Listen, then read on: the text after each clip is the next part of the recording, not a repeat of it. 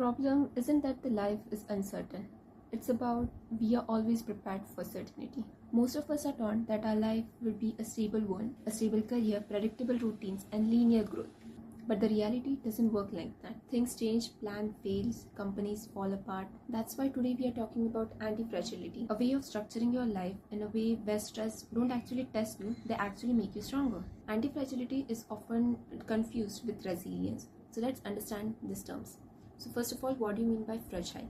Fragile is something, let's take an example of a glass. One hit and the glass breaks, which means the glass is fragile. Now let's take an example of a steel beam. Once the force is applied, it's harder to bend, but it doesn't improve either. So we can call that as robust. Resilient systems survives the stress and returns to its original state. Think of it as a rubber ball. You just put it down and it just bounces back again. So we can call it as resilience. Now antifragile systems are different. They actually improve through stress. So let's say the resilience makes you go to the same path.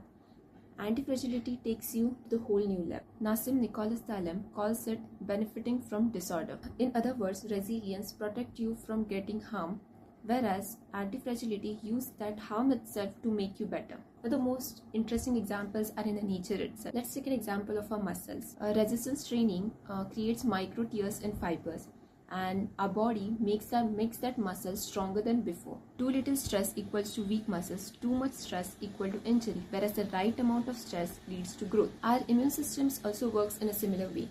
The more it is exposed to pathogens, the more stronger it gets, whereas the over-sanitization or shielding can make the system weak. These systems don't just survive stress, it adapts and gets stronger. Antifragility isn't always in biology, it's in complex systems as well. Let's take an example of startups. Startups quickly experiment, pivot, fail, and adapt constantly. CB Insights reports that 90% of the startup fails, but the ones that survive actually change the industry. Large corporations optimize for efficiency, but they broke under unexpected market conditions. Let's take an example of Nokia, Kodak, or Blockbuster. Their resilience wasn't enough to survive. The lesson learned here is the system which are actually designed to learn from volatility often outperform the system designed to predict or avoid it. So how do you see antifragility in real life? Let's take an example of jobs. Resilience is recovering from a layoff. Robustness is having a job that is not affected by layoff. While antifragility is using that layoff as a chance to pivot, start a new business, learn new skills, and gain new experience that actually makes you stronger. Now let's talk about how you can build antifragility in your own life. Here are some of the actions that you can take right now to improve yourself and implement a little bit of antifragility in your life as well. Step number 1, take small controlled risk. Now I would say start small. Send that email that you have been hesitated to send. Speak up in a meeting.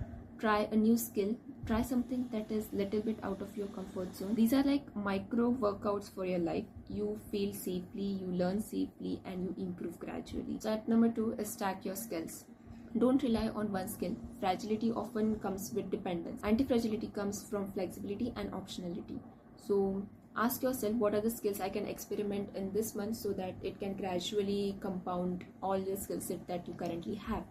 So this will just put a compound effect in your own growth. Step number 3, seek voluntary discomfort. Voluntary challenges train you for the involuntary ones. The cold shower, public speaking, learning something hard. Stress that intentional and control makes you stronger because the life often puts you with uncertainty. So a little bit of stress now actually makes you stronger for the upcoming challenges in the future. Rule number 4, reduce over optimization. Life rewards adaptation, not perfect plan. Leave room for randomness, fail small, learn and adjust. Step number 5, learn from the real feedback. Track your experiments, pay attention to results. Track your experiment, pay attention to results. Don't just survive, just adapt to it. For example, you're trying a new skill and it fails. So just see what worked, what didn't work, and adjust accordingly. So that's antifragility in action. So here's the takeaway from the video. You don't need a perfect plan. You don't need a stress-free life. You just need a life structured in such a way that even though stress appears, you know how to survive it, and you will. You just need life structured in such a way that even if the stress appears, you know that you are going to survive it. You're not only going to survive it, you're going to adapt it and grow stronger because of it. Now that is what sums up antifragility. So think about the one step you can do today. One experiment, one thing that is out of your comfort zone, one skill that you didn't got the time to experiment with. one risk that helps you to grow. Now, this is where the journey actually starts. So this is your sign to just jump in out of your comfort zone and try something new and make a life that is actually based on anti-fragility. So until then, start experimenting, fail small, grow stronger. So yeah, that's all for today.